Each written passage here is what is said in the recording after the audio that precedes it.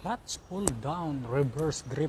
Ito yung isa sa mga ginagawa kong back workout kapon. Saka dito kasi mas magawa ko yung time under tension technique. Mas hirap ako dun sa regular cable latch pull down eh.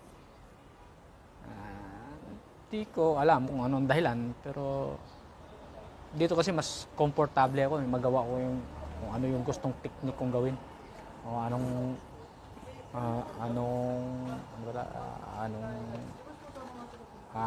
style na gusto kong gawin. Ayun na nga, minsan din kasi marami rin kasing gumagamit doon sa machine na yun, kaya isa na rin yun sa dahilan. Kasi yung umpisa time under tension technique, tapos nung patapos na yung set, ramdam ko na nahirap na ako sa time under tension technique. Ginamitan ko na ng medyo mabilis na execution. Let's go.